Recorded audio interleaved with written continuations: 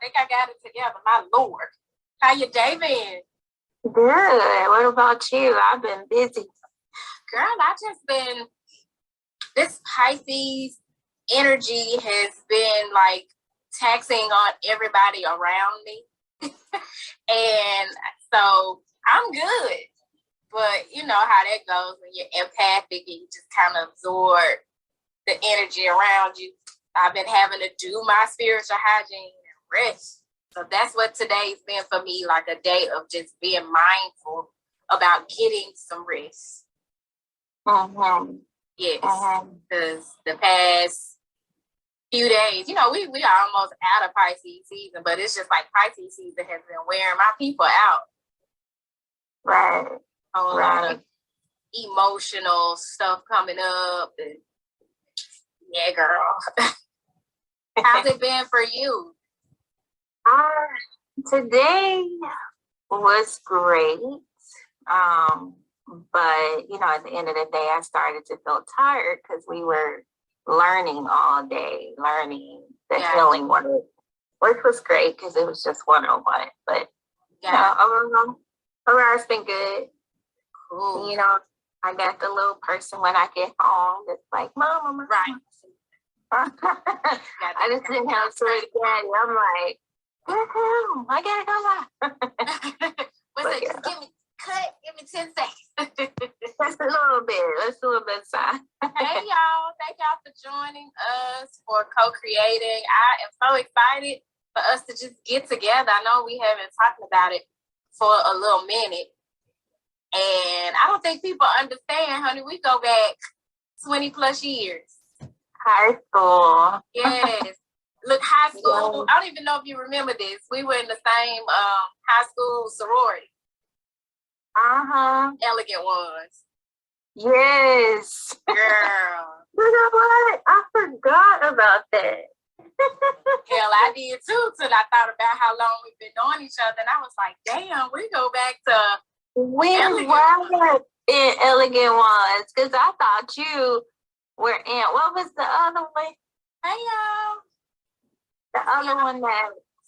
it was Elegant Ones, and then it was... I don't remember the name, but they wore red. Yeah, they wanted to be the other ones, and we was more along the lines of, you know, right, what I did and the right way. I ain't gonna get in that. Right, we ain't gonna get too far into that, but yeah, the first. Yeah, girl. But that's crazy. Yeah, I forgot about Elegant Ones. Me too, girl. It was a brief moment in time. Yes, we had on our peak in high school. Yeah, for me, I think Elegant Ones was part of my junior and senior year, for sure. Yep. Yeah. But I'm so glad we were able to finally get together because I'm so interested in what it is that you do and what you add to the collective. And I thought just to sit back and discuss spiritual hygiene would be the one of the things that connects us other than high school and Elegant Ones. So, you know, I work with intuitive wellness, and I know you do too. But you do Reiki, right? And crystal work, sound bowl healing, and all that good stuff. Definitely got to come that way so you can hit me with those listening hands. Yeah, that's the name of it. Are you still in Memphis? I am. Oh, good. Because I'm always there. You know, the whole family is there. So I'm always coming there. So yeah, I do Reiki, chakra healing, like you said, intuitive wellness, intuitive healing, basically tapping into what the person needs by what their energy is showing me. And then Reiki is like intentional healing, asking for this healing energy to flow in and basically to fill the client up and realign everything. So that Reiki is one of the things that I do, but you know, at Listening Hands, we just help you in any way that you need. And of course, we teach spiritual hygiene. which, Absolutely. That's what this is all about. Right. I think that it is sometimes underrated because you have so many people who kind of are prone to the aesthetic aspects of spirituality, opposed to really being invested in making spiritual hygiene their priority. And so I thought that it was imperative that we have this type of conversation just to explore just why spiritual hygiene is so important and what it looks like and what services are available to people. So if you guys are in you're in Atlanta, right? Or are you like on the outskirts? On the outskirts. So maybe like 25 minutes from Atlanta. Okay. Y'all are in the area. Check my girl out there putting in work to raise the vibration of the collective and to help you guys heal and get more in alignment. And so I did a kind of a brain dump just to see what came to mind for me as I thought about the term or the phrase of spiritual hygiene. So I'm going to share with you guys just what I came up with. And then Deidre and I'll just kind of share what we do personally to maintain our spiritual hygiene, as well as me giving her the space to share with you all in detail what she does with listening hands. So what I came up with is definitely intuitive wellness comes to mind when I think of spiritual hygiene. So that's working with tarot, intuitive eating, and just specific practices that will help build that muscle. And so that's more so the area of wellness that I work in with the tarot and oracle readings. And I like to do it from a standpoint of, a lot of people they work with tarot, but they do it in a way that the client is dependent or makes the reader a crutch. And for me, I am intent on helping the client build their intuition through readings and not continue to depend on me. Like I even have a cap on how many readings you can get from me in a month. That's a good thing. Yeah, I don't want to be the crutch. And I know a lot of people exploit that genre, and it's not healthy. My healing along my journey has come from being able to get readings and do readings for myself, but not to become dependent on just, working with the cards, exploring other avenues, and also not depending on somebody else's intuition, to lead and guide. So I think that's very important to our spiritual hygiene. And I also listed meditation, both guided and unguided meditations are good for spiritual hygiene. Reflection, just taking time out to journal, just sit back to kind of think a little bit on how you've gotten up to this point or what you learned from a recent experience, just not moving on to the next thing before taking time to consider, take the flowers from what you've been cultivating already. Setting and maintaining boundaries, protecting your energy. And one thing that stood out for me this morning was media consumption.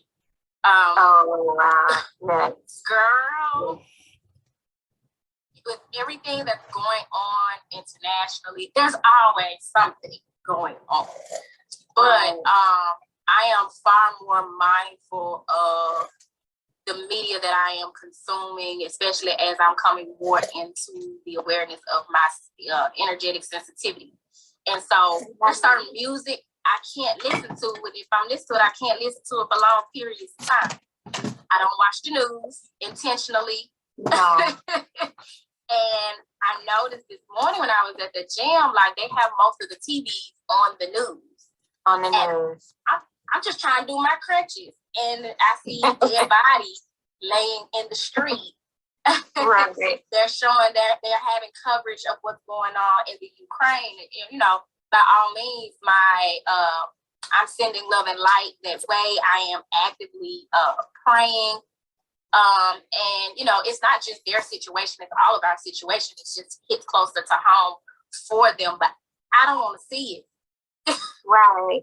And that's very important. Like you said, protect your energy and just be mindful of what you are feeling inside of you. That's the biggest thing about spiritual hygiene, because that's going to show you what you need to be doing for you, as in the way of all of those tools that you listed, the meditation, the healing, all of those things that you listed.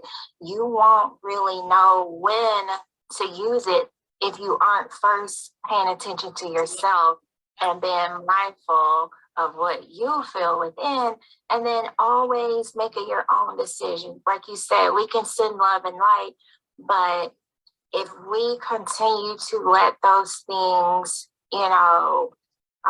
permeate our auras and go into our mind, and it permeates your subconscious mind as well, and then you end up not being able to sleep. You're having nightmares. So then what healing are we actually sending by watching the news if within our own bodies we feel anxiety and we feel fear? So for me, that, like you said, that's a no-no. I do not watch the news. I do not want to hear about it. Unfortunately, when my clients come in and that's what they want to focus on, we're going to dive into healing, but I kind of have to redirect, because it's your energy. Yeah.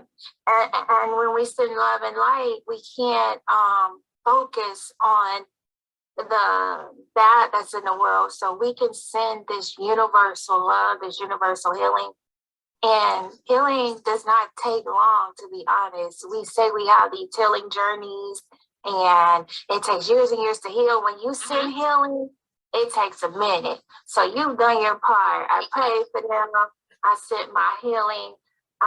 And they will receive, and then you can come back into your energy, bring your aura back in, which is very, very important for spiritual hygiene, just maintaining your balance in spite of what's going on around. Yeah, girl, I was in the gym and I looked up and I'm like, under any other circumstances, this is something I absolutely wouldn't have even allowed myself to, come into contact with. And I'm like, I really should rethink this, how things are played on TV in public.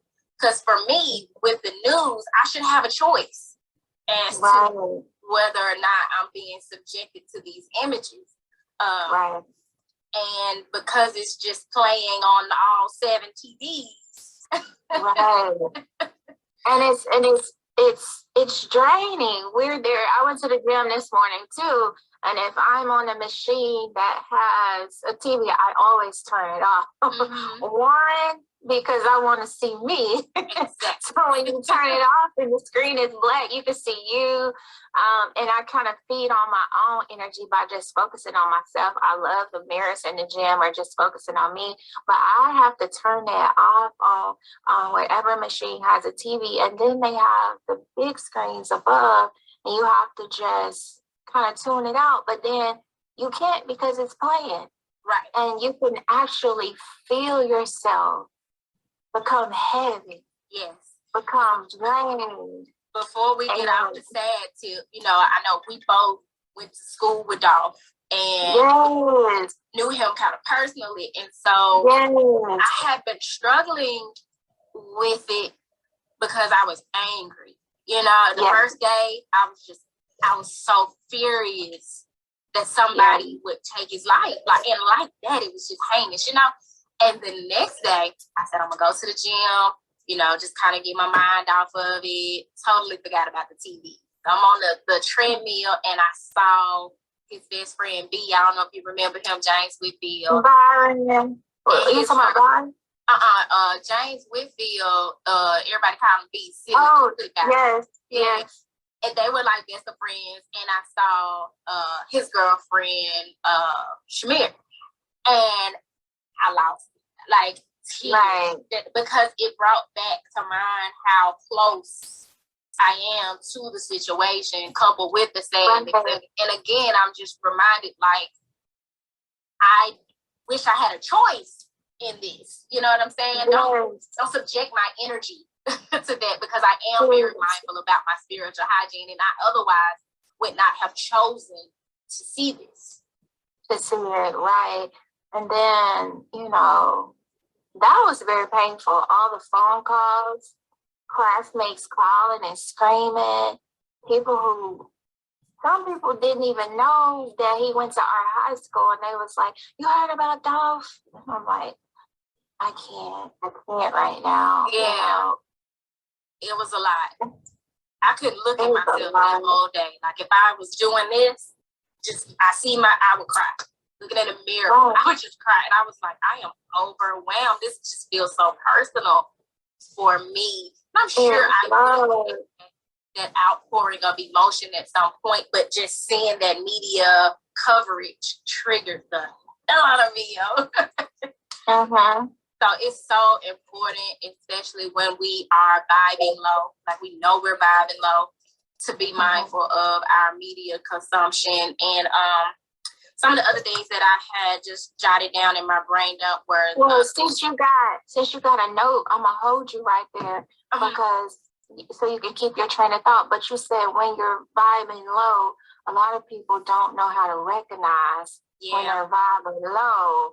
So I just want to point that out. So things that are on the low vibration is like fear or sadness or heaviness or being tired, or, you know, all those things that make you feel not yourself. And then you have this baseline area that is like, okay, I feel like me. I'm not tired. I'm not super excited. I'm not super anxious. I'm just at this baseline. And then vibing high is where you feel hopeful and you feel, you know, like when you wake up in this space of gratitude, hopeful for what's to come, happiness, everything. Thriving, everything that kind of rises. So that's important for spiritual hygiene, is to be able to recognize when you are vibing low. And a lot of that recognition comes from having done the shadow work, which was my next point on the brain dump. Doing that shadow work and being able to identify your triggers and the source of those triggers. Cord cutting is a form of spiritual hygiene. You know, we are attached energetically to so many things that don't serve our highest good. And we're having to be intentional about detaching from those energies, be it people or experiences or whatever the case. Keeping a clean environment. You know, you want to make sure, as within, so without. 9 times out of 10, if your environment's not clean, there's something going on within you that's not clean. So that's important as well. So decluttering is important. And of course, you want to use your sage or your Palo Santo or whatever herbs you may have that you can burn, and just really tap into all of the elements. Tap into the water, tap into the earth, tap into the air elements, tap into the fire to help you to uplift, maintain your spiritual hygiene. And y'all, when y'all sage it, because this is something, you know, for some of us, we think it's practice, it's just basic knowledge, but a lot of people tend to not know. Let the window up. Open the door. Oh my gosh, that's so funny, because I had a client that was like, I've been saging and it's not doing, I know I have sage and it's not doing anything. And like, I have so much sage. I said, what you doing with it? Well, I got it in the refrigerator. I got it under my bed. I got it under my pillow. I got it in the living room. I got sage everywhere. I said, so it's in the refrigerator. And so I'm thinking like, it's in the refrigerator. So how are you burning it? I said, burn it? What you mean burn it? I thought we just supposed to put it in different places around the house. I said, you're supposed to burn it. You're supposed to burn it. The smoke is what's going to do the cleansing. And then, like you said, a lot of people don't know to open the window. So they saging and stuff just moving around and running around, and they got nowhere to go. And it's like, I understand that you're excited, but don't jump on the bandwagon of anything and not having done your research Yes. Oh my gosh. That's what I was just talking about. A lot of stores, a lot of spiritual stores, you walk up to the register, you put everything in the bag, and then you go home and you got no clue how to use it, which is not what I do. You have to book an appointment, with listening hands, because I want to make sure you know what you're using. And even if you buy online, you can send an email or you can call to say, what am I buying? Because I think it's so important to know what it is, how to use it, what it does. And then the other thing about sage is that you have to understand it's a complete cleanse. And just to be blunt, I tell my clients, I'm like, it's like a douche, my love. Yeah. And they're like, what? I'm like, it's a douche, man. It's cleansing out everything. Yes. And sometimes that outward expression of what's going on inside comes quicker than others.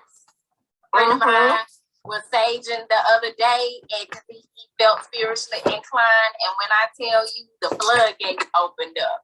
Spiritually inclined. Yes. So, you definitely want to be educated on anything that you're doing to maintain your spiritual hygiene, and don't just, I have bought a friend of mine a sage stick. And I didn't know he didn't know what to do, because we had talked about it for a minute before I bought it. I just was out and was getting some stuff myself. And I said, let me get him one, because we've been talking about this. And I dropped it off with him. He said, you have to tell me how to use this, right? Right. Pray, light it, pray, open the door, window, cover the space, be at peace. Yes, exactly. And that, I just love the fact that he asks. Yes. Because everybody is spiritual now. It's like the thing to do. And ain't nobody asking nothing they don't want to ask. It's, oh, yeah, I know what to do with it. Oh, but yeah, I know what to do with it. For some of us, spirituality taught us that. Religion taught us that. Religion taught us to not ask questions. Not ask questions. Don't question God. Don't question the pastor. Yes. You are so right. You're so right. They're having to get out of that element of being shunned for asking, being afraid to ask, and we're supposed to just know all these Bible verses. Exactly. It's so supposed to just know. Yep, exactly. And you don't even know what they mean. You're just rehearsing stuff that has no meaning. So sage is definitely important for spiritual hygiene, working with essential oils, grounding, which has been very helpful for me. I was just outside last night, feet planted to the ground, hands on my little sacred tree in my backyard. And I just felt rejuvenated. And, sometimes you don't even know that's what you need. But that's how I knew today I needed rest, because I was like, yesterday when I went out the ground, I didn't realize how much I needed that and the impact of the energy around me, because I'm fine. It's just upheaval for, it seems like, everybody that I support, And so I just went out there and replenished, and it costs you nothing. It costs nothing at all. And that's so important that you said that that's what grounding is, because so many people don't even know what it means when you say get grounded. They're like, how do I do that? What does that mean? Or they think that it's only one thing. So like you said, you went outside, you took your shoes off, you held a tree, hugged a tree, sat against the tree. The tree it does. It pulls everything away from you easily. Your shoes being off with your feet in the grass, that just pulls everything from you, because the earth is healing. And then other ways to do it is like plants in your house. Like you said, dealing with your plants in the house. Some people even put their feet in they have like a large plant. I have a large plant over there, and they'll put their feet in that soil, or just, do a little gardening inside. And the other thing, when it's cold outside, and then anything connected to the earth, fruits, vegetables, make your smoothie, eat you some fruits, and then roots like ginger and beets and all that connect you right back to the earth. Anything red, the beets. Absolutely. And the root. And what else? What else do I tell my clients? Nuts and all of that. And then oils. You said essential oils. The ones that smell like the earth ground you. Right. So Palo Santo, patchouli, cedarwood, pine. That's one of my favorites. Clear sage. Yes, sage. All of those ground you. You can put them in a diffuser, or you can even do what we call anointing the area, like taking a little bit of the oil and putting it on the bottom of your feet. And you get that earthly scent on your feet. It's so many things that fall into the category, but really grounding is reconnecting with the earth, because what it does is makes your spirit feel like Shakira, Deidre, I got stuff to do. You still go by Shakira, right? Because everybody's changing their name to different stuff. Queen and Badu. Right?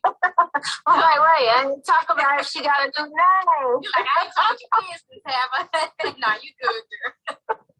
But it's telling your spirit, okay, I am Shakita, I am whoever, and I am connected to this earth, and I have things to do. So grounding really gives you purpose. It makes you feel your purpose. Yes, definitely, Chef Corey. So I walk barefoot in my yard to connect with the earth, and it helps a lot. Yes, sir. Hey, Corey. It ain't even showing me the message. My stuff just stopped. Wait a minute. Let me scroll up. I was wondering because he said something earlier. I'm sorry, y'all. I hadn't seen anything. Yeah, it was a couple comments. He said, make sure you research. Absolutely. Like, to thine own self be true. And that means find out things for yourself, not only knowledge, but the wisdom that you hold to be true, like your own experience of your experience. It's cool for people to share their wisdom with you and things that they've learned, but it's nothing like doing that research on your own. I remember the last time I was in Atlanta, as a matter of fact, I went to an event and they had yoga in the park, it was so dope, and they had a lady there, a nutritionist. She was talking about all the herbs and supplements that she takes, and she was promoting sea moss. And because she said she takes it every day, and I told her, I said, I had been doing some research and have found that some people say that sea moss is so potent that you actually don't need it every day. And, she swore by using it every day, and I respect that, no big deal, but I kind of resonated with the whole idea of, if it's so potent, it gives you so much energy and so many vitamins and all of that, do you really need it every day? I don't need that much energy every day. You do not need it every day. And that's the other thing about with herbs, people do not count herbs as medicine. Herbs are medicine. Your food is medicine. You don't eat anything excessively. You can't overconsume anything, and that's spiritual hygiene. Moderation in everything that you do. Right. You can overdo it with anything. Exactly. And then even still, you have to think about allergies. Like, me coming from a nursing background, I hadn't taken sea moss just because I was like, I need to do more research on it. I don't do nothing that's bandwagon. I'm not jumping on nothing until I understand it. So I was like, yeah, no. And then I did take it. I did take it, and my lips got big. They were itching. I got all these little bumps around my mouth. And everybody that I tell the story, they like, ain't no way you could be allergic to sea moss. And I'm like, when I looked it up, it says that some people are allergic. I never heard nobody say thousands or millions of people who taking it every day to talk about allergies. except for me. And so people are saying, well, maybe it wasn't prepared right. They didn't strain it right. I don't know how to do it, but they were telling me something wasn't done right about it. Like everybody wants to believe that there's no way you can have an allergy to sea moss or any herb, and you can. Right, and we're all created differently. Your body's going to react to things more, there's no one size fits all prescription for humanity. You know what I'm saying? Other than water. Right. That's allergic to water may depend on the type of water, but other than water. But yeah, it's paying attention to yourself, even when you're doing these natural things. Because even I was like, it's got to be the lip balm, and I'm like, no. You had canceled out everything but the sea balm. I was trying to take because I had finally got to the point where I was like, okay, I'm like, I'm gonna do my own thing. And then I finally got to the point where I was like, okay, I'll try it. And so I was excited to put it in my smoothies. Every single day, my lips got bigger and bigger and bigger. And even I was in denial. And I know this is angioedema when your lips swell up. It's like an allergic reaction. And I'm still like, no, it cannot be that. Because even the research shows that if you have an allergy, it's usually a person who's allergic to seafood. But I'm pescatarian, so I'm like, but anyway, long story short, my lips and mouth and throat and everything was itching, and nobody thinks about that. And I'm sure it has happened to somebody else, but they blamed it on lotion or something. So no matter what you're taking, just like we talked about the energy, pay attention to what you feel you need for yourself. Your body will tell you everything. Absolutely. And that is intuitive wellness. When you listen to your body, when you listen to what your intuition is telling you about what you're consuming, you're able to make a better decision about what's a better fit for you opposed to what's popular. Because again, it's not a one size fits all prescription.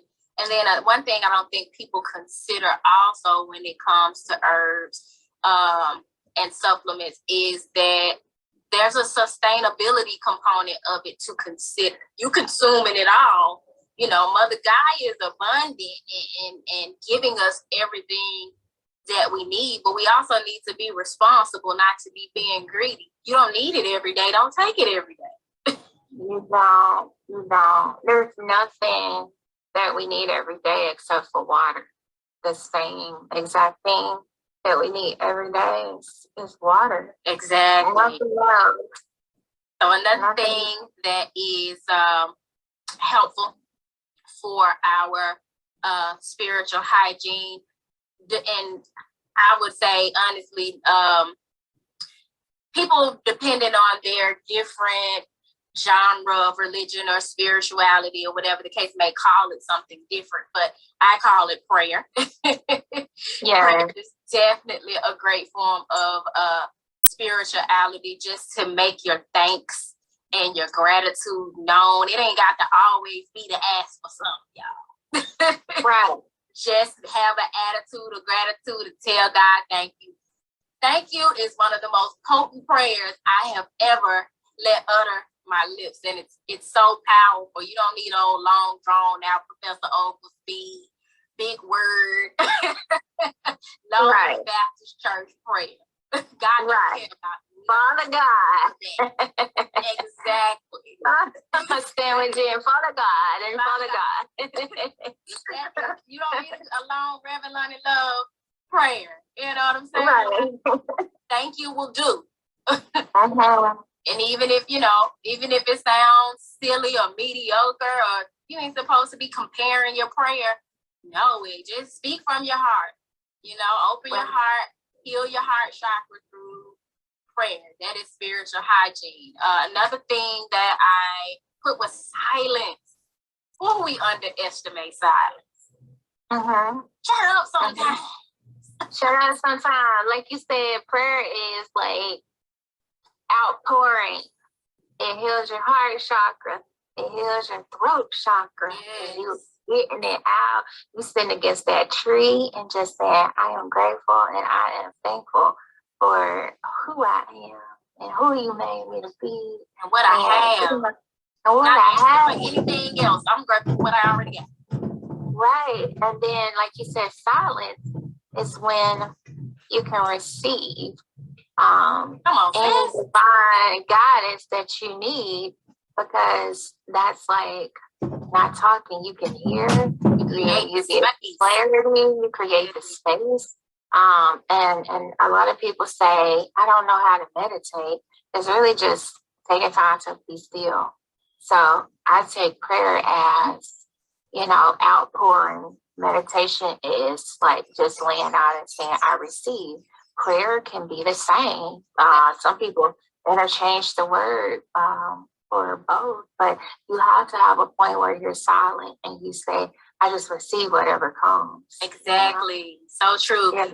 I tell people all the time, having a conversation with God is the interchanging of prayer and meditation. In prayer, you do the talking and God's doing the listening. In meditation, you do the listening and God is doing the talking. You be quiet so you can hear the voice of God. And even if it don't sound like a voice, it may be the birds chirping. It may be the piece that goes past your nose that answers the question that you had in that prayer. But you can't minimalize and marginalize God to just being, oh, he speaks to me in my dreams or in the pulpit, Right. Can't limit God's communication that way. Right. And be open, because everything is a message. Like you said, the birds are a message. You might just be sitting up there. And that's why so many people have an intuition block, because they're waiting to receive their information a certain way. Yep. They waiting to hear an actual, my child, go and apply for the job at the bank. They want it to sound like Jack Girl Jones girl. Yeah. My child. And then if they don't get that, it's like, well, God, when is God gonna give me a sign? Or, I'm not getting my messages. And your intuition is blocked when you feel like you're not getting your messages, because intuition is always rolling. You're always being talked to. Your messages are always coming. You might be sitting up there asking for something in your prayer, and then you see two squirrels run by and they twirling and fighting and stuff. And that's your message to just release and just let life flow and just roll with the wind. You got to be looking for it instead of a certain way. And so many people are deeply spiritual that they do have these enhanced abilities that we all have, but they've been working with it. So they have these enhanced abilities, and then there are times in their life where the abilities go, like a wave. So in the downtime, they're like, something's wrong with me. No, you're getting your messages more silently, and you need to, like you said, shut up and just listen to the wind. And sometimes you do get a big dream in your face, and other times you just get a vibe. You just get a feeling. Yeah. Because I noticed even now, like, I have and thought nothing of it, because I grew up in a religious, had a religious upbringing that didn't, foster this kind of spiritual expression or connection. But I have always had vivid dreams, even as a child, and I didn't know that wasn't normal until I became an adult, and I started talking to people about how I have a vivid dream every night. I can remember my dream every night. Every night. No, I don't know my dream. Right. And I was like, no, I may dream every now and then, and I definitely seldom remember them. And I was like, no, I have them every night. And so once I tapped into that being a gift, I figured that's how it would always be, until I realized, like, no, this thing is not, life is not as linear as we like to make it. Cyclical. We have to kind of ride the wave, like you said, and sometimes you're on the kind of on the downslope of it. And so I feel like now I'm kind of more there with the dreams, and so I still have them, but I am rarely remembering them when I wake up. Not like I used to always like have dream recall. No matter what the situation, I would wake up and remember them. So you're totally right. And if I wanted to recall them, you know, there are things I could do working with crystals and herbs and things of that nature. But I'm actually down to just take it how it comes. Right, and receive what's for you. So you mentioned crystals. I want to say something about that. Just like we were talking about, stay in tune with what's for you and pay attention with the herbs and everything. You also need to do that with crystals. Everybody has ran out, or has run out. Let me talk right. And bought Moldavite. Girl, I knew you were gonna say that. Don't you play with that Moldavite, y'all. That's not the one. Yes, I got a ring. I got a Moldavite ring. I got a Moldavite on my watch. It's on my neck. And they have little things in their hair, man. Just like everywhere. Some people come to me and they got like 5 pieces of Moldavite on. And I'm like, first of all, love, you, if anything, you need 1 piece. And if anything, you just need it in your vicinity. You don't need it physically onto you. And I'm like, do you sleep with this? Well, yeah, I sleep with it. Da, da, da, da. And then at first it was strong, and now it's kind of, you know, not as strong. I can deal with it. I don't want to go through anything where I have to get to the point where I could deal with it. Like your spiritual journey. Yeah, your spiritual journey and your spiritual hygiene is about enhancing yourself and feeling good.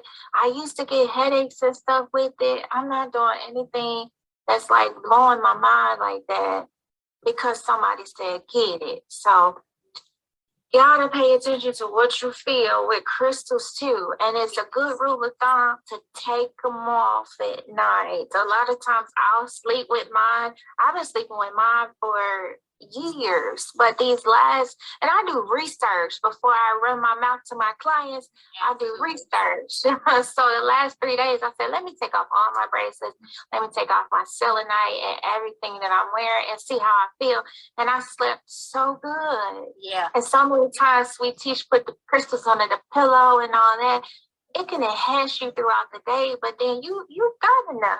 You can go to sleep without your crystals. Yes, because you have to learn to trust, get familiar with, get comfortable with, and learn how to work with your own natural, pure energy. No enhancements or, you know, no crystals, no sage. No, don't be dependent on any of those things. Sometimes when you do use them, you got to be intentional. Case in point, my lapis lazuli that I wear, it has the flower of life etched into it. When I tell you this little talisman here, oh my God, I put it on and nothing but truth pours. Not like I was just a liar before I put it on, but I be having to be like, oh shit, because you know I'm straight. I'm a straight shooter with this song, and I found myself the other day like, okay, take a break. You know. It's no joke. You gotta be intentional. You gotta, first of all, check in with the Most High for what to work with and when to work with it. You know, right? Because that Moldavite, my Moldavite story is that I felt compelled to work with it, but I knew better than to just get any old piece of Moldavite. I had to be really attracted to it. It had to be like perfect. You know what I'm saying? Aesthetically, energetically, everything about it had to be like you going home with me, you know. And I went to a few stores, saw a few pieces, wasn't crazy about any of them. Then it got to the point where it was hard to find. Like I would go to stores, they'd be like, I ain't got none. I'm like, everybody buying it, yeah. And then I went to a store in Atlanta at I can't think of the name of that place. And the name of the store is Mystic something. But they had it in a infused oil. And I said, no wonder I wasn't meant to, I never connected with any of those pieces. This is perfect.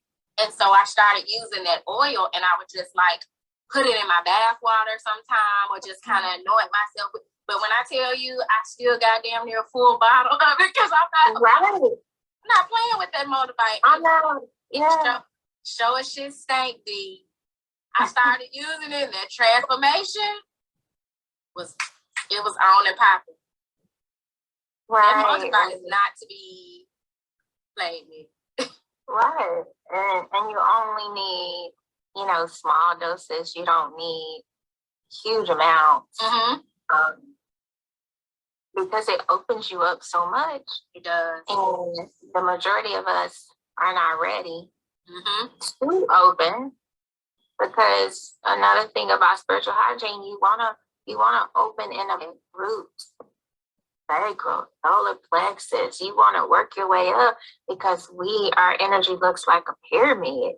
So when you get that motivated, you just boom, open up your spiritual chakras, your crown, your third eye, everything just wide open, but you're not grounded. Remember, being grounded makes your spirit want to be on this earth. Your spiritual chakras elevates your spirit. So you're wondering why you feel heavy and everything when you open up this spiritual energy, and you feel like you can't sleep, or even depression. Depression happens when you go through that spiritual awakening and you blow all this open, because depression is like your spirit feeling like you're not living right, or what is my purpose on this earth? What am I supposed to be doing? So you're really working your way up. You get grounded. Then you working on your sacral, which is like my identity. I know who I am. And then solar places is like, I feel my power. I am confident in my abilities and who I am. And then you go up to that heart, and it's like, I love myself as much as I love other people. I'm not pouring into other people more than I pour into myself. And then that heart is like that bridge to all this spiritual energy. So if you are a person who's like, I'm a healer and all this, and you're giving to everybody else and emptying yourself out, and then you wear a moldavite that's blowing all this open, you can't sleep, you're feeling depressed, you just wide open, and you need to tone it down and balance yourself first before you try to do all these things in a spiritual journey that open you up more. You'll either start seeing spirits, you're gonna be talking to stuff, they're gonna call you schizophrenic. The list goes on when you spread open your spiritual energy in a blast type of way, instead of as a journey. You know what I mean? You can't do what's trendy. You just got to do what you're led to do. I worked with Moldavite because I was led to work with it, but to be patient with how I was meant to work with it, what form of it, that sort of thing. And so that's why it took me a while before I found it. And I never would have imagined that it wasn't the actual physical piece at all that I was meant to work with. It was that infused oil. Girl, I still got a bunch of it, because that's amazing. Because I haven't seen that. I have to send you a picture of it. Yeah. Good stuff. And I think with the power of Moldavite, one thing that I have on, I didn't put it on the list, so I'm glad we're talking about this. But that's good for spiritual hygiene. And you can't forget it, because it's the same thing that's good for physical hygiene, is a bath. You do it differently, but same concept. Same way you need to clean that body with that water. A lot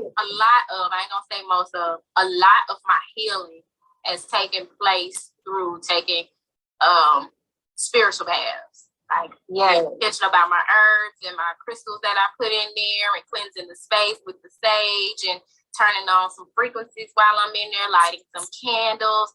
And the intent is not to clean my body, because at that point, my body's already clean. I'm getting in there to clean my energetic body. Right. Especially when I've been around a lot of people. Because I know I'm like a sponge when it comes to energy, I make sure to do that. Or if it's just, another thing is to keep in mind what's going on in the cosmos, as above, so below. So if it's a high energy time astrologically, spiritual baths, and I'm intentional about what I'm putting in there, because working with that water, it's like being in the safety and the nourishment of the womb. So we definitely keep that in mind as it relates to spiritual hygiene. Exactly. And then salt is also cleansing. So a lot of spiritual baths include salt. Girl, I need salt. Stop and Epsom salt.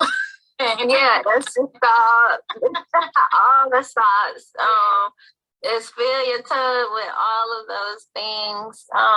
And salt salt pulls everything away. Just like when you put some salt in your mouth and all your spit goes there to and this is salty. It's gonna do the same thing with your body. You put that salt in your water, everything that's not supposed to be in you is going to, I guess it's called osmosis, go, out of you, and the salt pulls it out. So salt is so healing and so cleansing, and it's a detox. Absolutely. And if you want to kick it up a notch, put you some baking soda in there. Yeah. You'll feel it. You'll feel and some Florida water. Yes. Or even another one, a good one. I don't suggest you do this one often, but I'm not a professional when it comes to the herbalism. But I just know that it's intense. It can be intense. Ginger. Because that ginger is gonna make you warm. Yeah. So that ginger, adding that to the water is good also. Now be mindful when you're putting your crystals in there. Some crystals you can't put in water. They'll dissolve. Like you gotta do that research. Yes, you gotta do that research. That's amazing. Yeah. Ginger. Yes. Because when you put ginger inside of you, it's like cleansing and cleansing and you get hot. And so we talk about water and ginger. So that's a big thing is the drinking of the water, which you said earlier. Lots and lots of drinking of water for your spiritual hygiene. Anytime you feel off, glass of water first. A lot of times we feel off and we're like, oh, I need to do that. I need to do that. You might just need a big old glass of water. And I say in a glass because, glass comes from the earth. You can give glass back to the earth and it doesn't harm the earth. We drink out of plastic bottles and stuff. There's nothing wrong with it as long as you get in your water, but you will feel a deep cleanse and you will feel enhanced when you drink a big old glass of water. You just feel connected to the earth when you drink out of glass. Corey said, add just some ginger, cucumber, lemon, rosemary, and mint. That sounds good. I can't see it now. Oh, I see it. Oh, yeah. Look, I'm going to have to screenshot that. Send it to you, sis. I know about I see it now. I know about the cucumber, lemon, and the mint, but I've never put the ginger and the rosemary. Yeah, I've never added the ginger and the rosemary. Thank you, Corey. Now, both of y'all are in the Atlanta area. Really? Yeah. Corey's the one who he messaged you when you were looking for somebody to do Thanksgiving. I think it was Thanksgiving. Yeah, and I thought I recognized that name. And he has all type of options, I think he said. I know that the biscuits have my mouth watering. I ain't had them before, but just the pictures, I'm like, I told him, I said, Corey, them Martin Mama biscuits right there. Martin Mama biscuits. I'm a Mama biscuits, Gina. Yeah, man, I'm gonna have to get something to eat. Yeah, he got plates and everything. I think he doing a little meal prep, all of that. Meal prep. Yeah, that's what I need. But I'm on way I need meal prep. Me too. Really. I'm trying to prep. I'm gonna eat. Okay. I'm trying to commit to meal prepping every Sunday. I'm gonna start this coming up Sunday. Not trying to, I am committing to meal prepping on Sundays because it makes a world of difference. And that's another part of our spiritual hygiene, like being mindful of what you are putting in your body, what you are eating. I know for me, I still eat meat. I do aspire to at least attempt a big vegetarian lifestyle. But I have not had beef, pork, or turkey meat I stopped counting. It's been a long time. I still do chicken, fish, shrimp, and I really want to do another juice cleanse soon because I like how I felt the first 4 days. Right. That's what I plan to start tomorrow.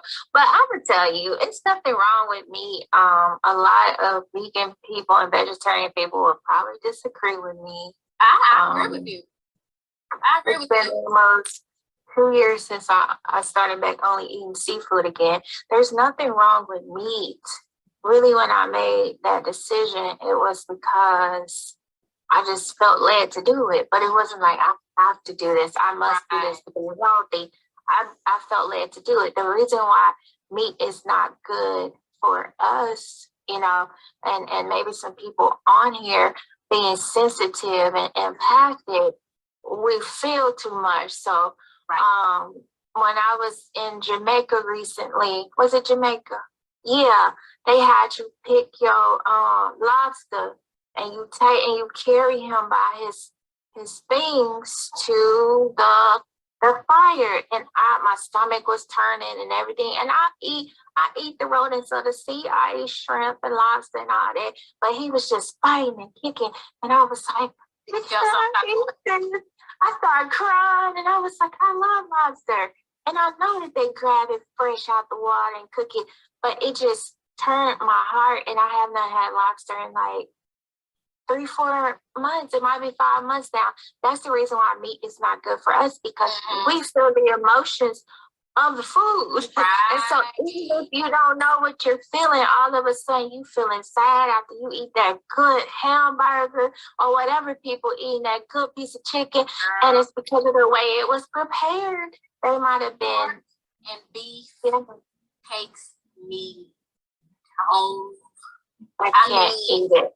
No energy. It's not even necessarily the heaviness. I'm sweating. I feel like something's trying to come out of my pores. Yes. And my battery just is sapped. I tried it. I love my mama's barbecue. I don't care what she put on the grill. They always come outside. And one day she came over to my house and she barbecued, and she had ribs and she had steak, and I just couldn't resist.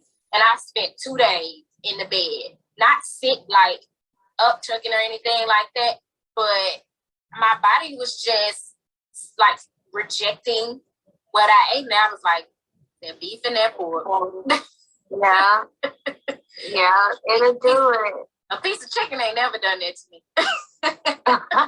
Right. That red meat kind of make you need a detox after you eat it. It's potent. Mm-hmm. But back to what you said, it's so important that we even identify ourselves with being empathic or energetically sensitive. And I think a lot of people are experiencing different fluctuations in their mood or their energy and don't realize that they are sensitive to energy. I was telling my boo the other night, he loves horror movies. And I don't know it, but I can't do it. You can't do it. Yeah, no. I used to love it. Movie in 3D. Like, no. Yeah.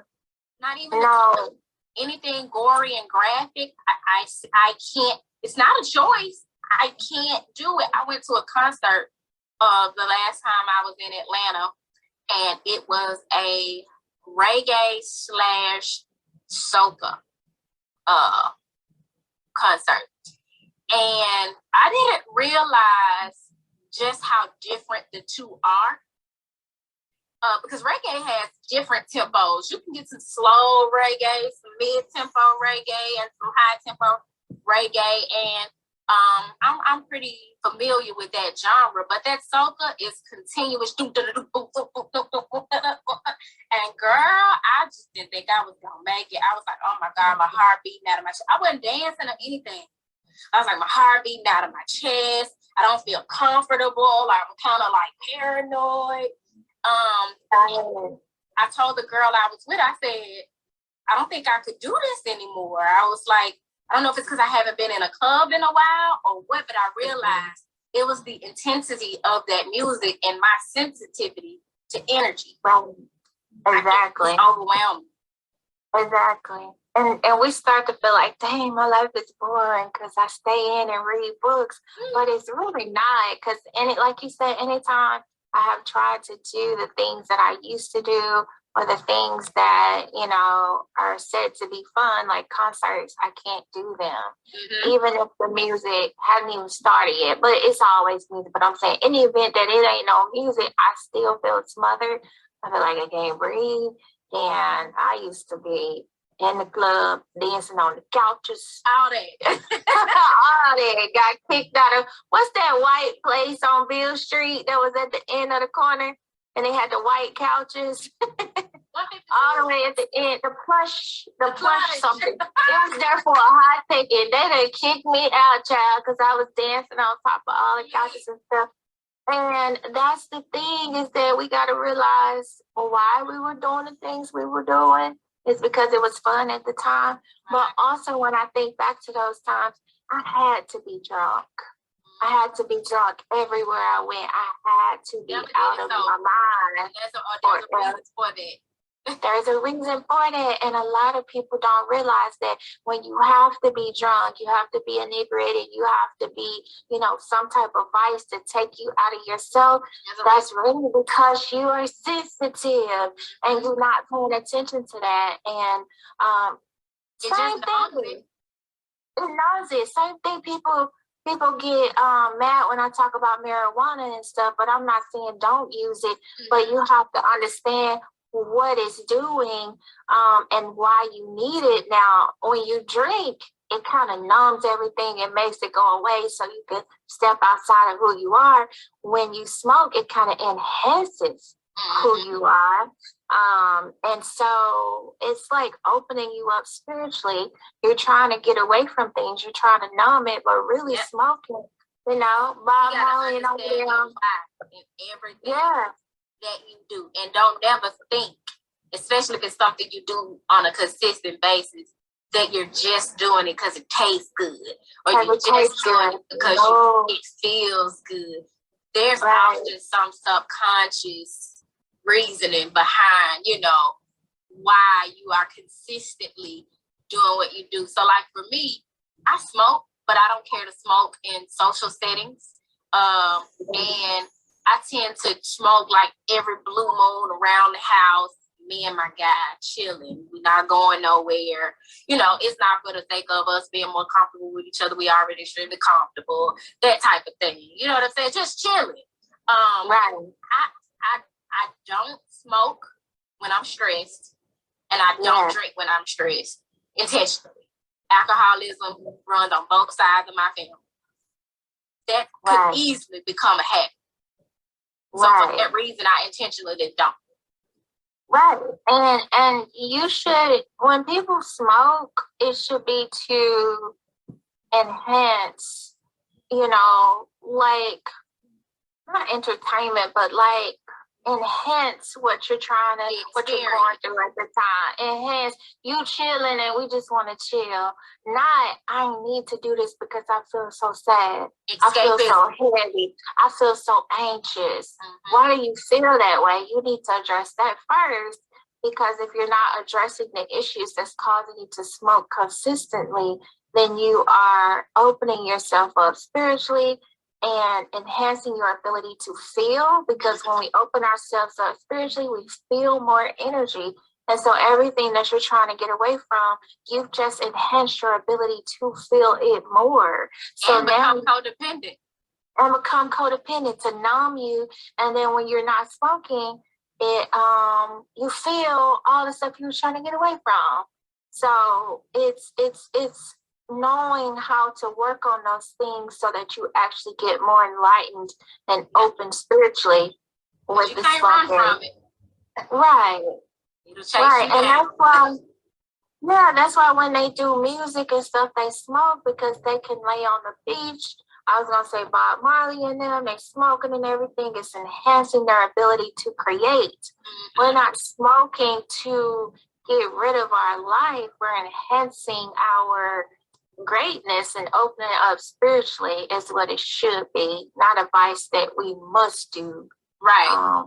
And that could be the same because like we said, anything that you don't do in moderation and you don't understand your why, you're not intentional about it, can be a crutch, can be something that you're codependent on, and can be an addiction. So eating, for me, has been one, especially in my past. I have a much better understanding and handle on it now, but I was very much an emotional eater. That's why I stay in the gym. Yes. Because there was a time on and off where if I had something going on where I was emotionally unbalanced, I felt like I deserved to eat whatever I wanted, regardless of how unhealthy it was. And then the next time you see me, I'm plump. And you was like, she was just on her Jane Fonda. What happened? Yeah, life happens. But now I have that in perspective. So I tell people all the time, honey, food is a drug too. That's why it's called the Food and Drug Administration. Yeah. It is a drug. Anything can be a drug. I was talking to a client and I said, the thing is, any tool, any coping mechanism has the potential to be addictive. So when you don't use it in a healthy way, it turns into an addiction, just like working out can turn into an addiction. But that's really a healthy coping mechanism for depression, stress, weight loss. But if you start to not honor your mind, body, and your spirit, not honoring your body, it's like, my shoulders hurt, but I'm still gonna live 230. I'm still gonna go and I'm gonna live 230. I ain't got enough sleep, so I'm still gonna go because I gotta do my workout because this is important. It has become an addiction and it's not helping you. Smoking can become an addiction. Drinking is not in the category of positive coping mechanism unless it's like wine and frequently. Everything from singing, writing, if you do anything excessively where you cannot honor your mind, body, then it can become an addiction where you must do that instead of it's enhancing your life. Exactly. So true. I love that you mentioned all the different types of creative expression, because a lot of people don't realize just how much that is a form of maintaining spiritual hygiene. Like, you have all this energy lying within you. We all have some kind of creative gift. And when that doesn't come out, it's toxic. Yeah. You gotta express it. It has to come out in some form, whether that's singing, art, dance, business. It has to manifest itself. And for some people, they don't have the confidence or the safety and security, the feeling of safety and security, because we're always safe and secure. But their chakras are unbalanced, and so they don't tap into their creative expression. So that's a form of spiritual hygiene that I jotted down in my brain dump. And I have a few more that I don't want to leave without us touching, because these get just juicier. So like this next one, which is very much akin to the creative expression. Sex. I knew what you was going to say because I was about to go there if you weren't going there. I was like, and next we got to talk about the sacral chakra because that's where the creativity comes from. And when we not creative, we are having sex because we haven't created with that energy. So we're just being rabbit. Just and we don't know why. Hunching because you're bored and you're trying to fill a void and you need some healing, and you'd rather hunch and sweat on top of somebody than do your work. We can go there tonight because right. I've been and it should be healthy expression of you instead of I must do this. I have to do this to feel whole. I have to have sex in this moment, in every moment, or I don't feel good about myself. Because also in that sacral chakra is your self-esteem and your self-identity. And that's why we haunching. That's the old people say, bumping and grinding. The heat on and my eyes that got dry. It's cold down there? Girl, it was cold in my house. And so I had took a bath and cut the heat on so it wouldn't be cold when I got out of the tub. I should have cut it off before I started, but now it's got my eyes all dry. And they starting to, you know how your body starts jumping into defense mode, so they trying to water your eyes. That got dry. Yeah, but yeah, that what you said about that sexual expression and that creative, man, that's why a lot of like basketball players say they abstain from having sex before a game. They need that energy. Get that out energy there. comes from the same place. It comes from the same place. And people don't understand why they feeling the need to connect with somebody that they don't even want to deal with anymore. I need this. I need this.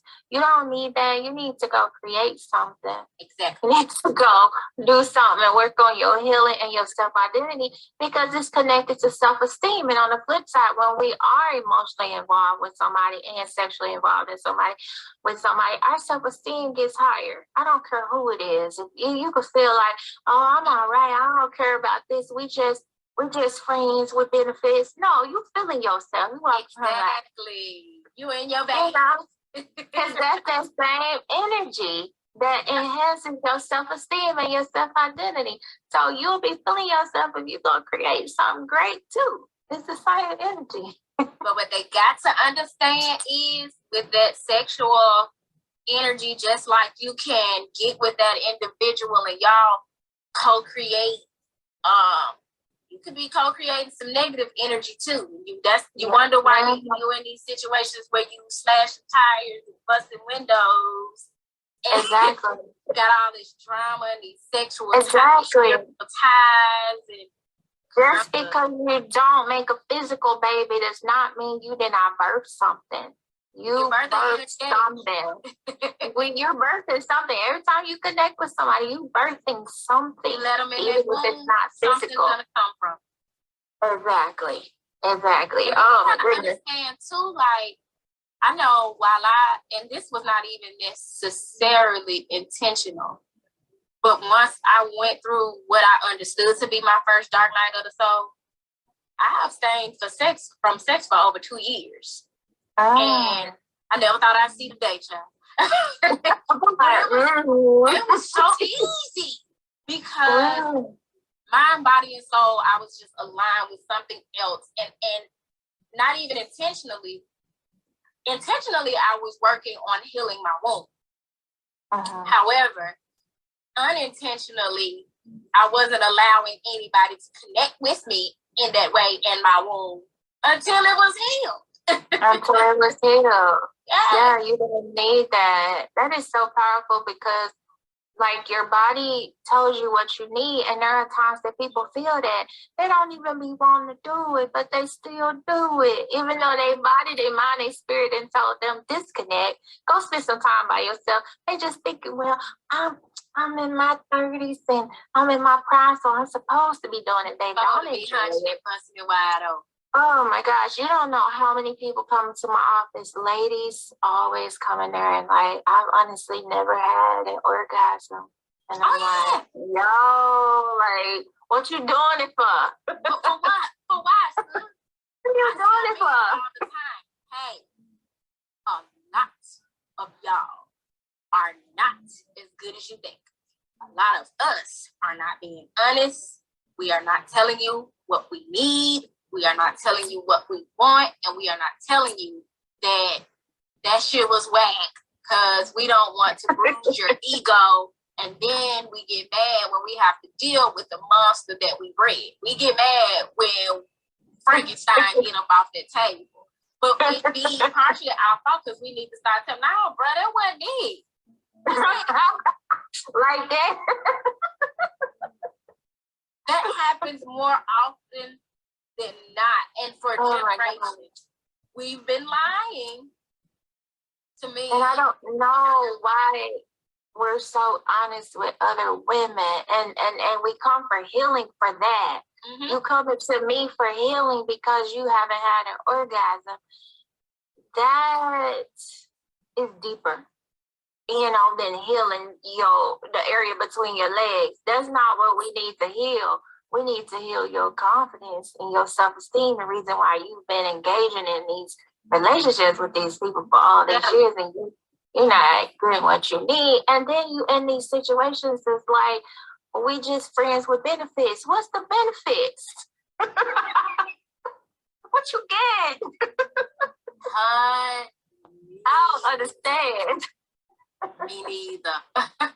So many people in friends with benefits situations, but then they get with their homegirls and they like, it ain't it. They want more, but they won't vocalize more, so they survive instead of thrive. They settle. You know what I'm saying? That ain't good spiritual hygiene. That's operating in life. Men do it too, though. That's operating in poverty consciousness. Because what it says is you don't feel worthy of what it is that you want. Right, and you don't feel worthy, and you feel like this person does not value you, and they won't give it to you if you ask for it. So you just deal with what you got. You gotta ask for what you want. That's not good spiritual hygiene. You gotta ask for everything you want, from your career, from your relationship, from your life, everything. You gotta ask for back to what you were saying about being receptive. You gotta be ask for what you want, and then be open to receiving it, and also be open to it. It may not come to you in the form of what you think it will. You know what I'm saying? It may not look like what you think it's going to look like. But one thing I tell people all the time when it comes to sex, when you are spiritually inclined and in tune, and don't let it be a twin flame connection. God ain't gonna you ain't gonna go through all of that to end up with somebody that don't knock your socks off. Right. God ain't in that if it ain't good. I'm sorry. God ain't gonna sell you short like that. He not. Right. She not. It's something you need to let go, and you not letting go because there's something deeper in you that needs to heal. And like you said, you weren't connected to anybody for 2 years, and you felt just fine. You felt that 2 years kind of flew by. Like every now and then I'd have like a milestone where I look up and be like, damn, it's been 6 months. Damn, it's been 12 months. But it wasn't on my mind every day. I wasn't struggling. You know what I'm saying? Like I was on learning. And you were not announcing it. That's the thing. We announce everything we're doing. So true. From fasting to everything. Nothing sacred, honey. Nothing sacred. So the next thing, and I'm really interested in, well, before I touch on this next one, I just want to touch on, you spoke on the need for solitude, and that is spiritual hygiene, because I have found myself really amazed down through the years with people who just cannot be alone. Can't go eat by themselves, can't live by themselves, can't go for a walk. Oh my gosh, they can't do nothing alone. That is so many people. It's a large percentage of people. And it is because we have told ourselves that we are supposed to be with somebody else all the time, that being alone is not it. It's not cool. It's not what I'm supposed to do. So we go through our phone and we get that little black book and we got to call somebody up when being alone. Right. Being alone is right up there with sleep and water. Having some time to just breathe and let your own energy fill a room and not somebody else's. I tell people all the time that when somebody else is in the room or you are at the grocery store or wherever, their energy is permeating your aura and you are receiving. So that is not good self-care. That is not good spiritual hygiene. Your self-care is not going to the nail salon. Your self-care is not getting your lashes done and all that stuff that I've been preaching about lately, because all that noise in there is energy coming in, permeating you. True self-care is a release where you are in a space and whatever you don't need can flow out of you. Not getting on the phone with your homegirl, girl, I'm just resting, girl, doing my self-care. You're not doing it because she is giving you energy. No matter how much you love her, you got to take some time to just be with you and let a release happen without something coming in. Absolutely. That is true healing self-care. How will you ever learn to build your intuitive muscle and hear yourself, what your gut is telling you, what your womb is telling you, what your heart is telling you, if you're never alone and in a space to hear it? There's always a distraction and somebody else's energy, like you said, permeating your field. I mean, it's just a distraction from your healing, and it's codependent, and there's no real growth that can take place when you can never be alone. So solitude is not only self-care, solitude is a radical form of self-care. I know me, I be needing my alone time. I got people in my life who I love dearly and I love their company, but all things in moderation. And after I poured into them and they poured into me, I need some time to myself. Right. I need space, and being alone is not a negative thing. You are not lonely because you are alone. First of all, there's spirits everywhere, so you have to tell them to go away too. You hear me? Y'all give me a minute.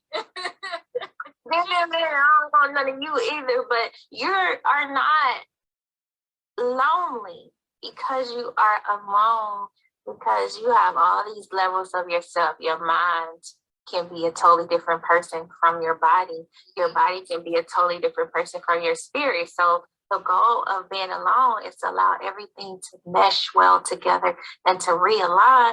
Because, let's say, for example, you want to lose weight, but you eating a whole bunch of stuff. Your mind and your body and everything aren't aligned. So when you spend time alone, you are allowing all the parts of you to merge and mesh back together and to communicate with each other so you can be one and still whole. Exactly. Basically. Exactly. You strengthen your ability to be a sovereign being when you can be comfortable in your solitude, and you also just allow yourself to get to know yourself in a way that you can heal better, because if there's some things you don't enjoy about your own company, then you're able to see why other people don't enjoy your company. Or to value your company, because I like and I love spending time with me. I be tripping me out in here by myself. So I know I'm damn good company to other people. Right. You have a good time by yourself. Exactly. So solitude is definitely up there on the list. I'm going to put these 3 things together, which are affirmations, mantras, and chanting.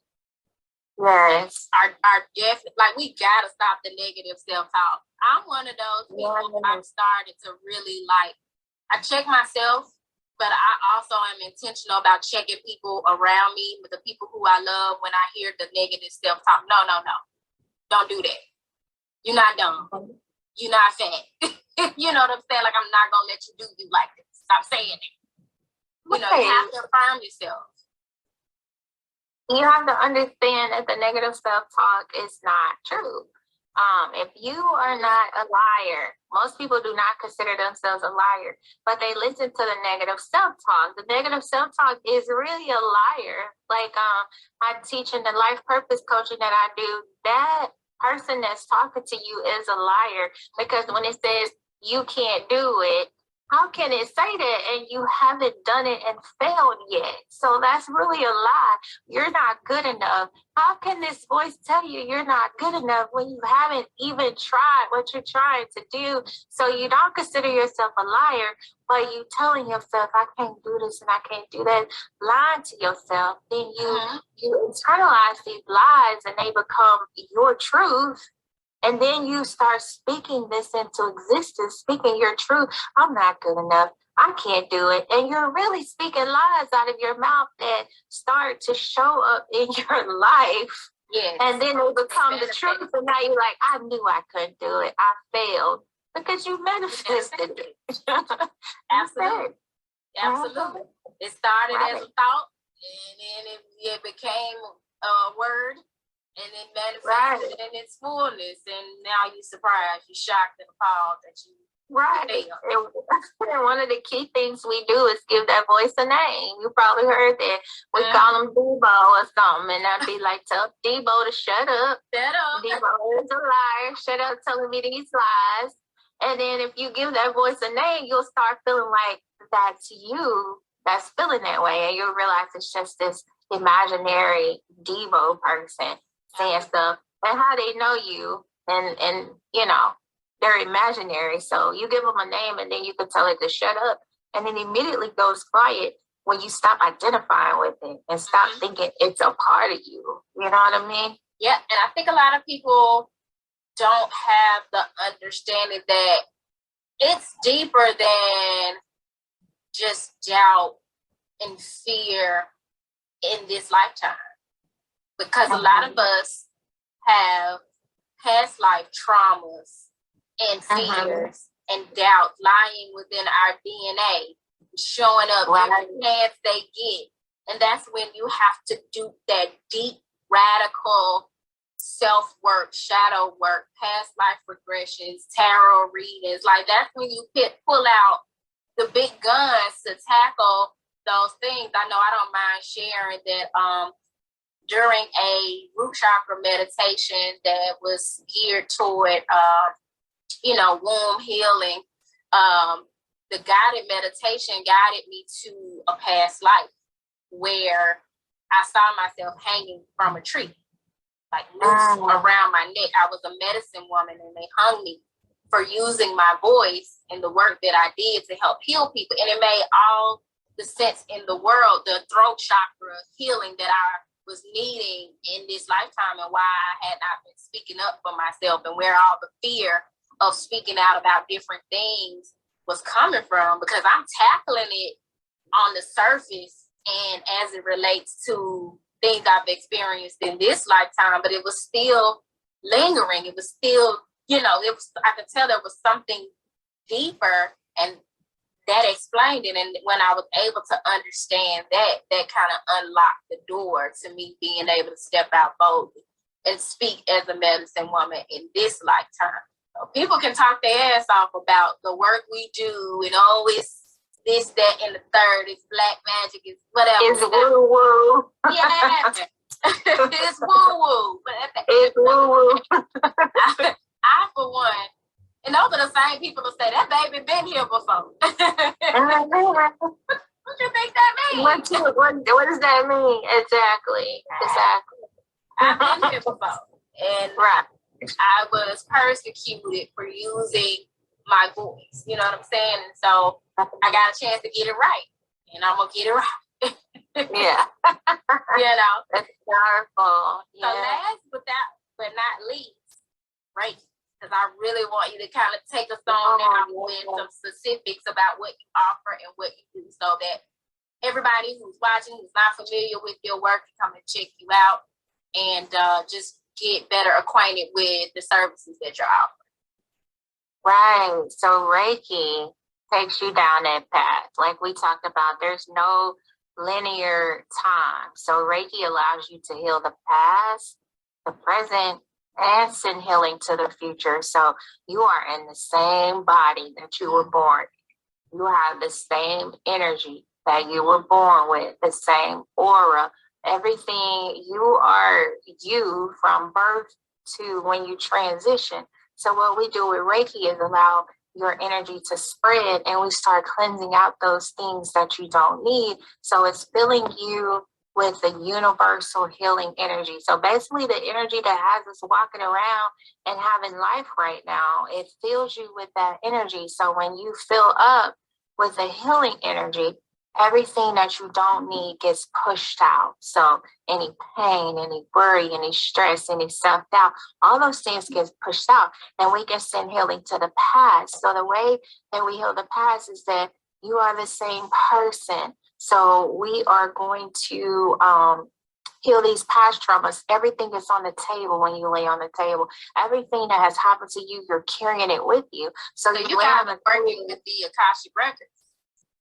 Right. So you lay on the table, and we are healing everything that you've gone through, because it's right there in your energy field, in your aura somewhere. within you somewhere. So basically, I liken it to you're carrying a backpack your entire life. Your backpack is filled with trauma, tools, everything that you've gone through. And when you get Reiki, you basically get to lay there on the healing table and put that backpack to the side. And so we take that backpack off your shoulders so that you can realign, your body can realign, your chakras can realign, because while you're carrying everything, you bent over and you're heavy. So we take that backpack off, we empty all of the rocks and the stones and the trauma that is in your pack. But then we do give you your backpack back. And when you get your backpack back, it's got tools in it, the things that we're talking about. Basically, the spiritual hygiene tools are in your backpack. So you're carrying that with you now throughout your life with all of the heaviness and the junk taken out. So when you encounter different things, you can think about, okay, all the things that, Shakita or Dee said today, I can use that going forward.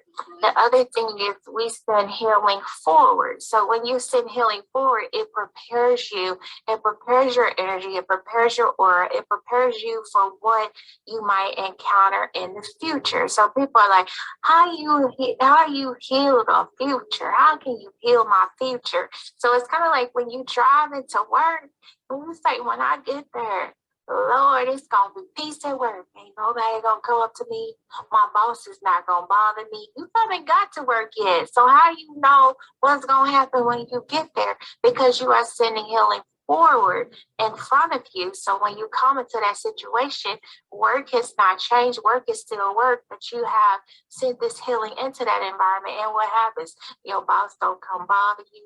You don't experience nothing. So in Reiki, we send that healing forward as well. So when you come into all these things that you come into, it's like, I am prepared for this because I created the space ahead of time. So we're sitting up here, all the stuff that's sitting on you, we cleanse it off by saying there's no past, there's no present, there's no future. We can cleanse everything today for this client, and then we send healing forward. So as she or he moves into the future, he will have these tools and he will be inclined and ready for what he might encounter because the space has been created.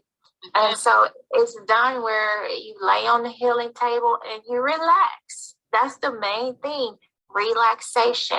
We cannot heal and we cannot realign when we are stressed out. I say all the time, when you are stressed out, you can't manifest anything. You cannot do anything when you're vibrating low because stress is your focus and stress makes you feel like I can't do nothing. If I can't even handle this job, or I can't even handle my kids yelling, or I can't even keep my house clean, I can't do nothing else. That's what stress does. So when you get a Reiki session, whether your house dirty at home, whether your kids screaming, whether your job stressing you out, for that moment, you get to release all of that. So you can be like, receiving clarity and be like, okay, I like the way this feels. This is what I want for my life. But in that moment, those stressors are gone because most of the clients go to sleep and you're not thinking about what's on the outside. So you can actually receive divine guidance. You can receive information, clarity. Like I tell everybody, my whole business plan came to me and the name of the business while I was laying on the table receiving work. And it just, all these thoughts just came to me like, whoa. And I was receiving because I was stressed out from work as a nurse. And it just told me, leave, quit, do this. And I was like, okay, whoa. And that's what happens during a Reiki session. You can pull the stress off and actually hear. And when I say hear, because a lot of people don't understand what hearing is. Like I said, they think that it's this booming voice. Hearing is really feelings and thoughts that you get in your mind. When these thoughts randomly come into your mind, like you are a butterfly. You might be in a session, clients that woke up and they was like, oh my God, I was a butterfly, or I saw butterflies, or I saw this and that. I'm like, what did that mean to you? I don't know. But if you look up the meaning of butterfly, it's so powerful. Yeah.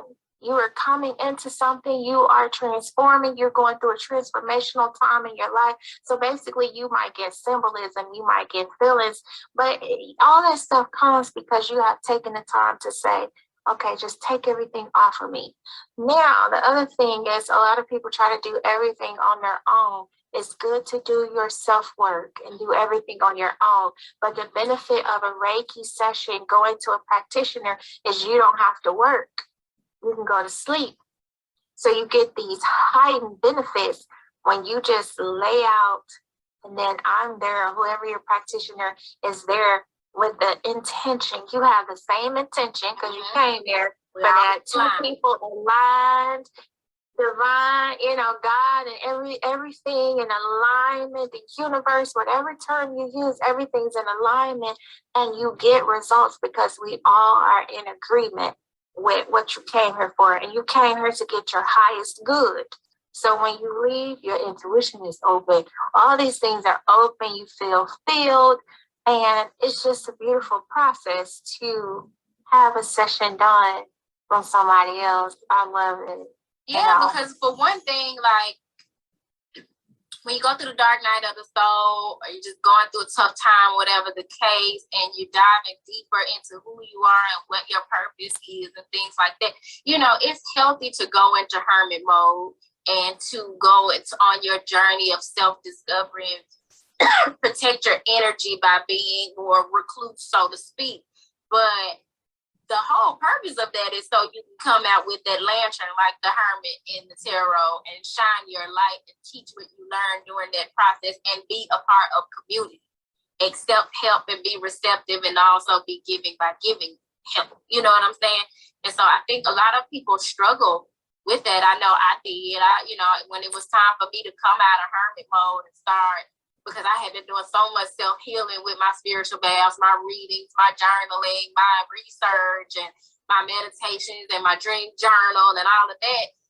I struggled to come out and then step out, share my experiences, be open to community and the services that people offer that could help me.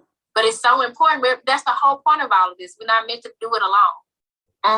Hence us here having this conversation.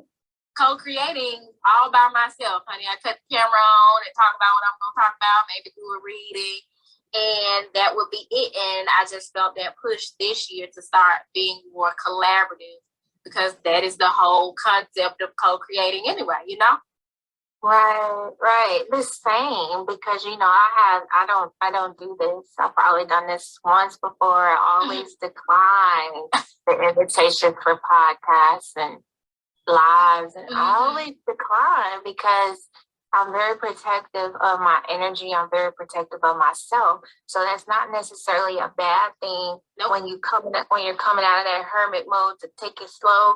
You honestly, community is so important, but you want to choose your community wisely.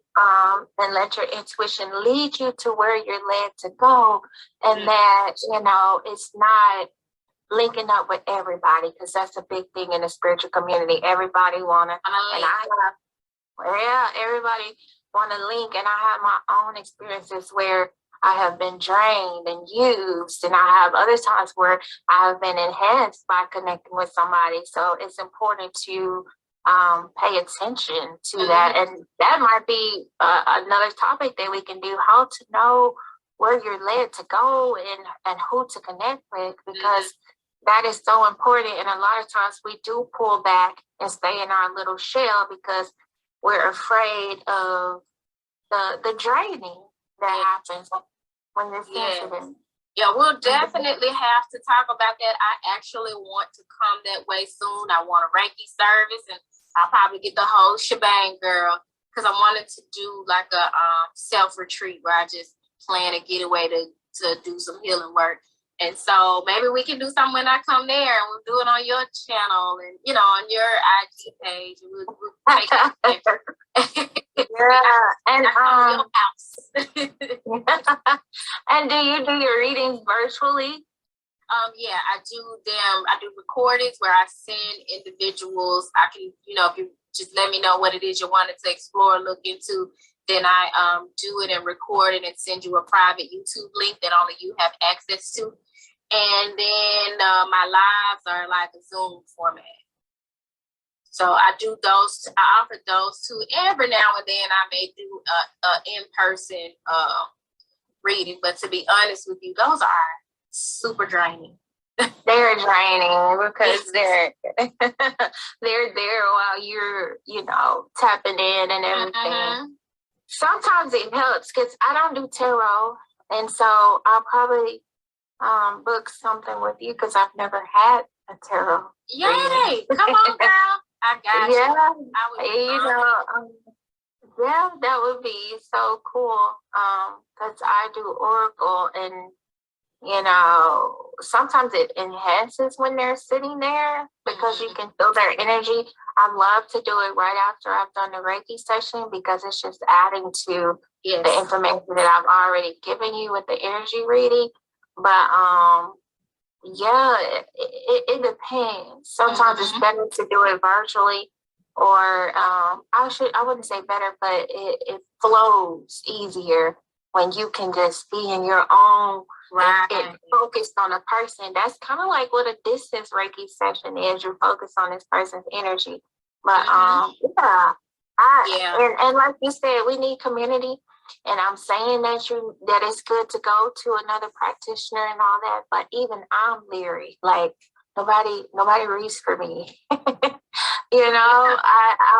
have had one reading from somebody else because I have to feel you. I have to, and that's important. Don't be afraid to connect, but just tap in and get to know something about the person. Everybody, you book.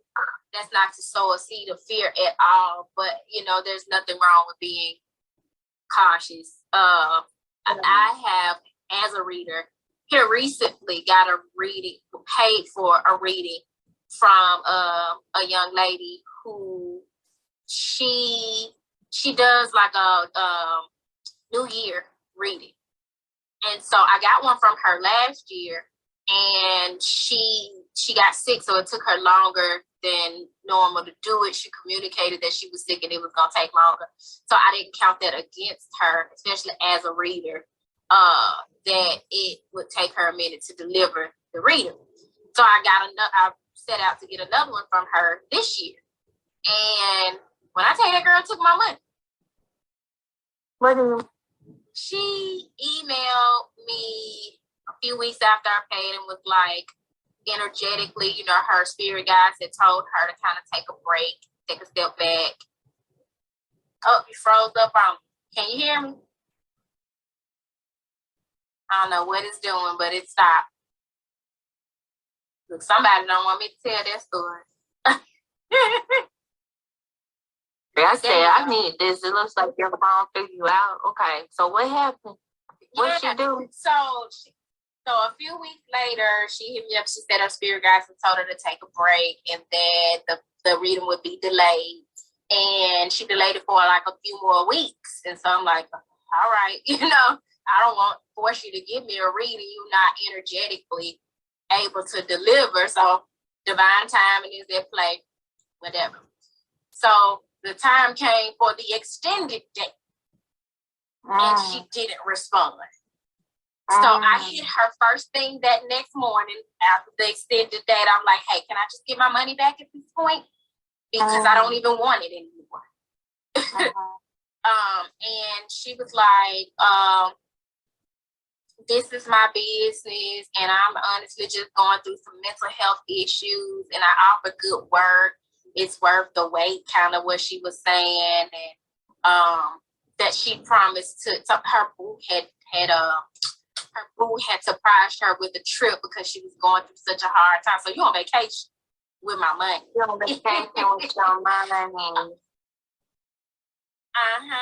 And she was like, if I don't have it, she said my refund policy states that I don't do refunds. I've only given a refund one time throughout the whole time that I've ever done readings. And if I don't have it to you by Thursday, I will give you a refund. And I told her, I said, I asked you not to tap into my energy. I would hope that you would handle this with some integrity and honor my request. I do hope that you get the healing that you are seeking with your mental health, and I'll do you one better. You keep it. You keep the money. It's the donation, and it was a lot of money. I said, you keep the money. It's a donation. I said, and you have a nice life, man. And I left it at that. But that just went to say, like, I love when my people or people are drawn to me because I know there are vultures out there and I know that I'm going to take care of. You know what I'm saying? Like, you never will.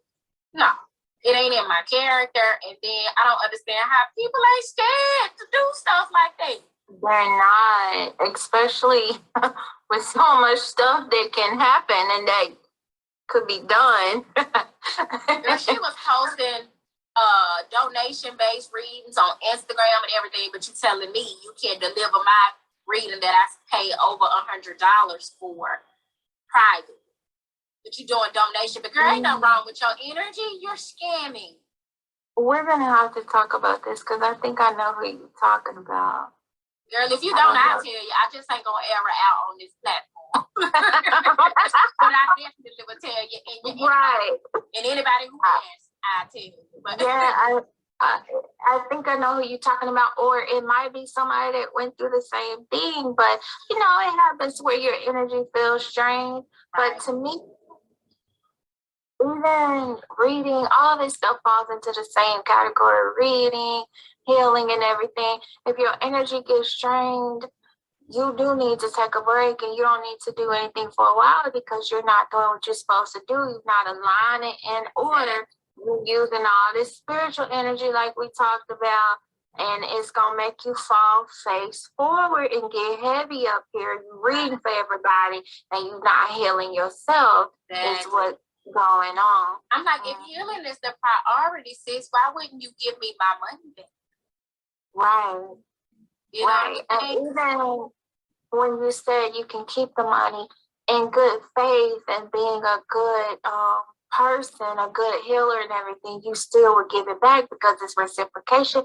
Everything goes around. You did not deliver what we agreed to. I gave you that energetic currency in exchange for you sharing your gift with me.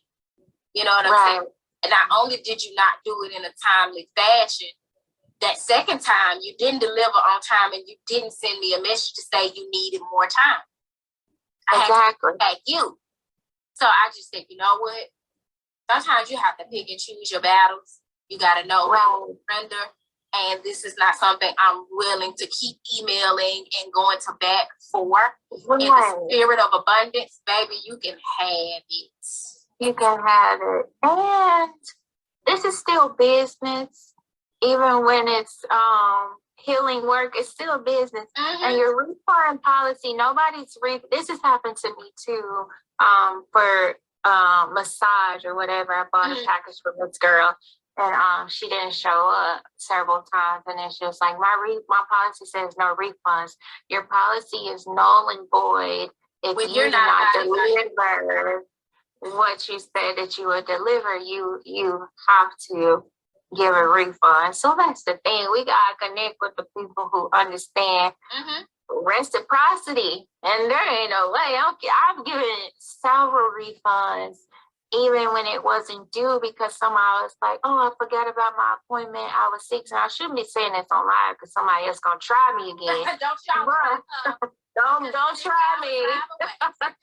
But I've given it because of that reciprocity factor. And if they feel that, even if they lying or what have you, and they talking about they were sick and you can have it, because like you said, in the spirit of abundance, it's gonna come back around. And every time I have canceled an appointment, another one falls right in that slot. Somebody booking online themselves. It's amazing. Peace. Absolutely, girl. I was just like, you know what? I am an heir of the lavish abundance of the Most High God. You're operating as though you don't understand that you are too, and that is on you. I am detached from that whole situation. Honey, I hope you get you a whole burger with cheese, fries, a large drink, and a full tank of gas. Right. And money. Don't get no more about Money is about everything, man. It's all about energy. Energy is currency.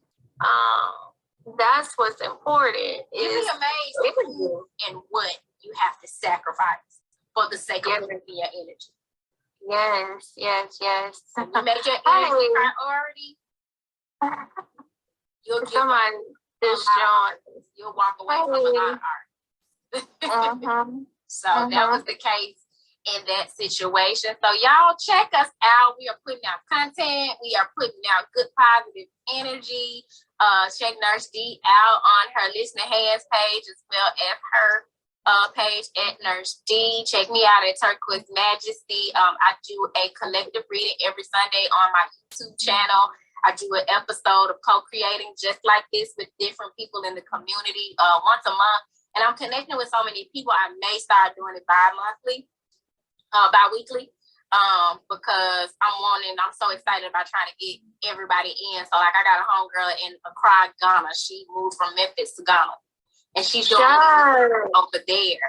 So I'm gonna be doing something with her early April. I'll be putting that information out. But yeah, I definitely have more to come. And if you're interested in booking a tarot or oracle reading with me, you can book on my website at turquoisemajesty.com. I also sell women's adornments, which is also a great way to maintain and cultivate your spiritual hygiene, because how you dress and how you adorn yourself is your creative expression.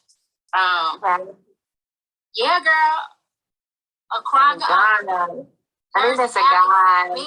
Hi, Nurse Alice and Sabo. Is it Sabo or Sabo? I know you. I know who you are, but I can't think of your how to say your IG name. But hey, y'all, thanks for joining.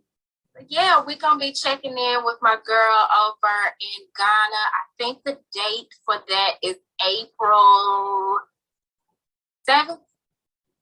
But I'll be posting more information about that on my page. She's doing big things over there. So she's doing yoga. She does like wellness retreats, and she's got a 420 friendly event that she's got coming up over there. I'm actually in talks with her about trying to get over there. I think it'll be next year, because I know when I go, I want to stay for a while. So planning to do that. And yeah, y'all. Well, count me in. We might as well just make it a trip. I want to go. I will definitely pass on the information so you can get in where you fit in, girl. Because I've been trying to get over there for a minute. I've had dreams of it and everything. It's time. Thank you so much for agreeing to join me. It was so good. Thank you for inviting me, because like I said, I always decline every article, every podcast, because I'm protecting my energy. I feel you. And I just love your name, Turquoise Majesty, because this Hands, like I shared with you, was going to be called Turquoise Peace. Okay. And I just kind of changed the name at the last minute. So when I saw your name, I was just like, who is this? And I realized, wait, we went to high school together. Yeah, it's just crazy how we reconnected.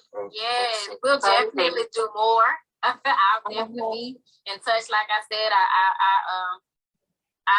it would be cool if I could come and do like a guest spot as a reader while I'm there. But we'll talk. Yeah, we definitely talk. It's about to get warm, girl. I'm about to be outside. Yeah, child, come on. And then, I'm in Memphis all the time, so we'll gotta come see your people. Yes. So we'll have to go grab a bite and chop it up. But in the meantime, as soon as we finish, I'm gonna inbox you that girl name. Yes, I think I know who that is. We got a lot to talk about. But no, we're not from Ghana. People ask me that all the time, am I from Ghana? I guess my nose, I don't know. But no, I'm not. Gotcha. No, we're from Memphis. Here. From Memphis, yeah. 20 years you looking at of being acquainted. Yes. I know people these days don't last 5 minutes with me. I don't fool with nobody. I'm trying to work.